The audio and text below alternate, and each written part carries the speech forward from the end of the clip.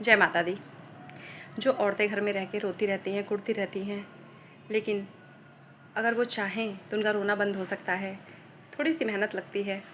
जो परिस्थितियां हैं उन्हें हमें मंजूर कर लेना चाहिए, क्योंकि देखिए माता पिता का काम था जन्म दे देना, शादी कर देना। अब हमें नहीं पता हम अपने भाग्य में क्या लिखवा के लाए हैं, लेकिन अगर हम बैठ के परिस्थितियों का रोना ही रोते रहें तो क्या उससे कुछ ठीक हो जाएगा। लेकिन गारंटी तो इस बात की है कि अगर हमने कर्म किया तो उसका फल अवश्य मिलेगा, ये तो सब लोग जानते हैं। तो इसलिए उठिए, अपनी कमर कस लीजिए। रोना आएगा, हिम्मत टूटेगी, घबराहट होगी, इन चीज़ों का सामना करके हम आगे बढ़ सकते हैं।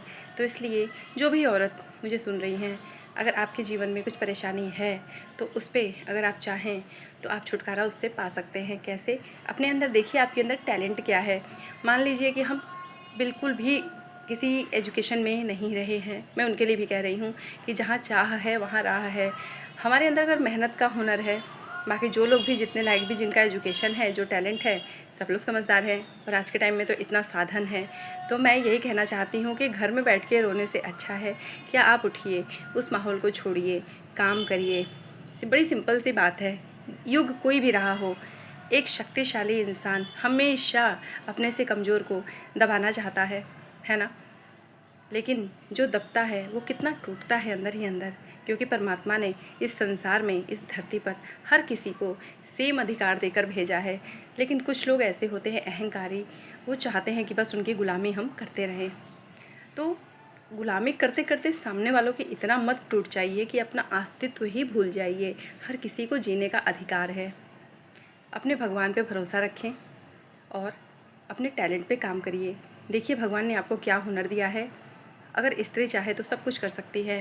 पुरुषों को हम देखते हैं कि ठीक है, जो हमारा खास करके भारतीय समाज है, उनके माइंड में ये डाला गया है कि सिर्फ तुम कमाने के लिए हो, कमा के लाए घर में, बस काम ख़त्म। लेकिन एक स्त्री अगर चाह दे तो वो घर भी संभाल सकती है, बच्चे भी संभाल सकती है, कमा भी सकती है। जी हाँ, ज़रूरत है तो हमें उस माहौल को छोड़ देने की, क्योंकि बिना किए तो कुछ भी संभव नहीं है। और हमें संभव होता हुआ तभी दिखेगा। हमारे अंदर आत्मविश्वास तभी आएगा, यकीन तभी होगा जब हम उन चीज़ों पर कर्म करते हैं। तो कर्म करना पड़ेगा। परमात्मा को अपना मानिए। इस संसार में भगवान के सिवा वो जो एक अपने सच्चे हैं ना, वो हर परिस्थिति में अपने होते हैं। लेकिन इंसान हमें परिस्थिति के अनुसार मान सम्मान देता है, हमसे प्रेम करता है। अगर हम किसी लायक नहीं हैं तो ये संसार हमें तिनके समान समझता है। इसलिए खुद के ऊपर भरोसा रखिए, आगे बढ़िए, खुद खुद तो अपना उद्धार करिए ही। ऐसे बनिए कि लोगों के लिए आप एक मिसाल बने। बस अपने मन में यही भाव रखना है कि हम किसी का गलत नहीं करेंगे। हमारा कोई छीन ले, हमारा कोई कितना भी बुरा कर ले, अगर हम परमपिता के परमात्मा की नज़र में सही हैं, हम किसी का हक नहीं मारना चाहते हैं, हम किसी के राह में कांटे नहीं बिछाते हैं, तो भगवान हमारा हाथ कभी नहीं छोड़ेंगे। और घर में बैठ के घुटने से रोने धोने से बेहतर है, क्लेश करने से बेहतर है कि हम उस माहौल को छोड़ें, घर से बाहर निकलें, काम करें। और क्यों थोड़ी सी खुशियों के लिए, थोड़े से कंफर्ट जोन के लिए हम खुद से मिलने से हम वंचित रह जाएं, ये गलत है।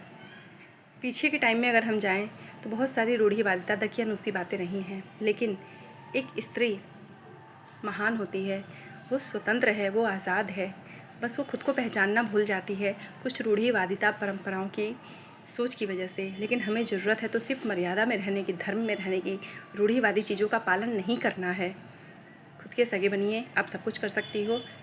कितना भी आप पढ़ी लिखी हो, अपने टैलेंट को पहचानो और अपने आप से हिम्मत करिए, आगे बढ़िए। और जब आप करोगे तो धीरे धीरे आप पाओगे कि आप अपने एक नए व्यक्तित्व से मिलते हो। फिर आपके अंदर जो कॉन्फिडेंस आता है, और कोई किसी को नहीं दबा सकता।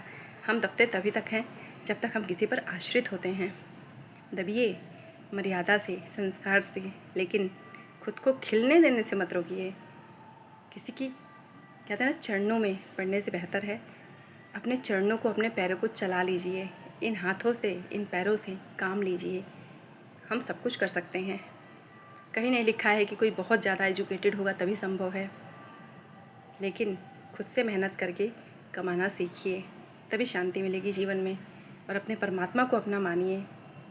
लोगों के लिए अपना फ़र्ज़ पूरा कर दीजिए, लेकिन आस मत रखिए। अगर सुकून चाहिए, कर्म अच्छे हैं तो परमात्मा कभी आपका हाथ नहीं छोड़ेंगे। मैं आशा करती हूँ आप सब इन चीज़ों को समझोगे, हिम्मत नहीं हारोगे और आगे बढ़ेंगे लाइफ में। बहुत बहुत थैंक यू। जय माता दी।